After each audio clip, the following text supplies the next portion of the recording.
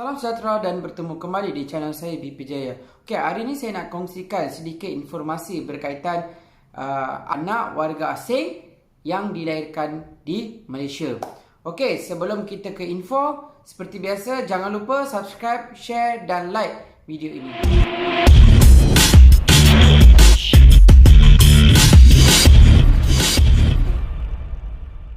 Mana-mana warga asing yang ingin menetap di sesebuah negara perlulah mempunyai suatu PAS yang sah yang diiktiraf oleh negara itu sendiri. Okey, untuk hari ini kita ambil di negara Malaysia ya. Okey, seperti mana yang kita tahu, apabila warga asing yang masuk dan tinggal di sini, mereka memerlukan suatu PAS yang sah untuk tinggal di sini. Okey, bagaimana dengan status anak mereka apabila dilahirkan di Malaysia?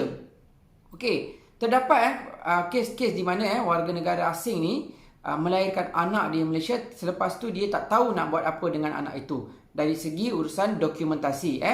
Ini cerita warga asing kahwin warga asing dapat anak dan anak itu bukan warga negara.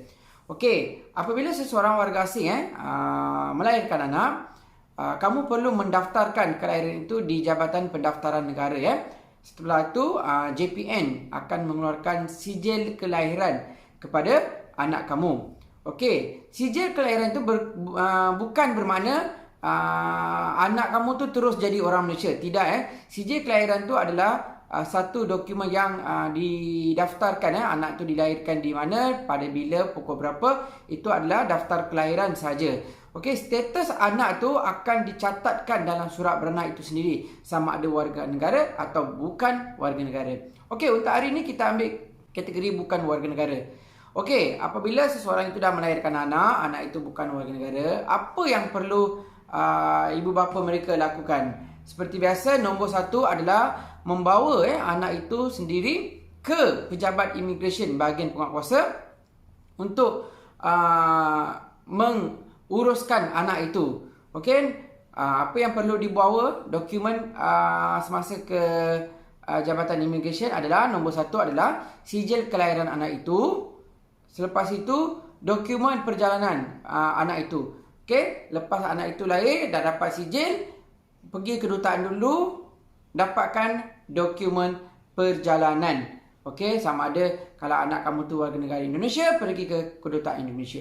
Kalau anak kamu tu warga negara Bangladesh, pergi ke kedutaan Bangladesh untuk dapatkan dokumen pengenalan diri. Okey, selepas dapat dokumen tu, kamu akan kena hadir bersama, membawa sijil lahir, dokumen perjalanan anak itu, laporan polis. Okey, sekiranya pasport anak itu telah hilang. Okey, pasport anak itu dah hilang, laporan polis, tiket balik, tiket untuk bawa balik anak tu ke negara asal.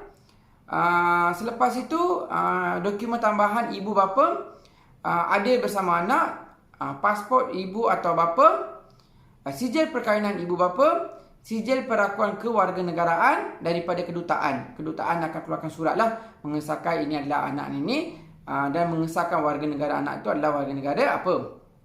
Okey, selepas itu anak ini akan dikeluarkan special pass khas dengan bayaran RM100.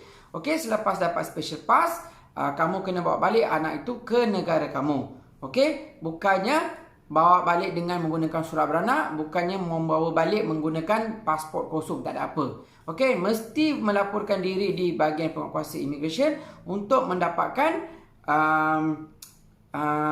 special pass dan dibawa balik. Bagaimana kalau mak bapak dia warga asing tetapi ada pas-pas jangka panjang, contohnya MM2H ataupun pas expatriate. Okey, prosesnya sama juga, tetapi mereka boleh merujuk ke bahagian-bahagian berkenaan dulu. Kalau MM2H boleh refer ke bahagian visa pass untuk dapatkan memo dan rujuk ke bahagian penguatkuasa. Dan mereka akan membuat keputusan sama ada anak itu perlu dibawa keluar dulu ataupun boleh diberikan apa-apa pas yang bersesuaian. Okey, sebab kadang-kadang sampai di airport dia bawa anak, dia tak ada apa-apa pas dalam pasport. Okey, apabila ditanya, anak saya lahir di sini, saya ada surat beranak saja. Tidak boleh mesti ada pasport dan pas khas daripada Jabatan Immigration untuk melegalkan anak dan membawa keluar bersama. Okey, Jangan ingat anak kamu lahir di sini, anak kamu tu adalah warga negara Malaysia. Tidak ya. Status warga negara anak akan tercatat dalam surat beranak tu. Kalau anak tu bukan warga negara, bermakna dia bukan warga negara. Jadi, bawalah balik ke negara sendiri. Sekiranya anda tak bawa balik, contoh, masih simpan dalam operasi kena tangkap, mak dengan anak pun atau mak bapa anak pun kena tangkap sekali. Okey, kadang-kadang pada masa itulah diorang buat rayuan menangis lah apalah supaya dia lepaskan untuk memikirkan nasib anak dia tu kecil-kecil nak masuk lock up. Okey, sepatutnya ibu bapa itu perlu memainkan peranan. Apabila beranak je, bawa keluar anak hantar ke kampung. Okey, so itu saja sedikit informasi daripada saya hari ini. Semoga info ni bermanfaat kebanyakan warga negara asing yang melahirkan anak di sini. So itu saja daripada saya. Terima kasih. Berjumpa lagi di next video.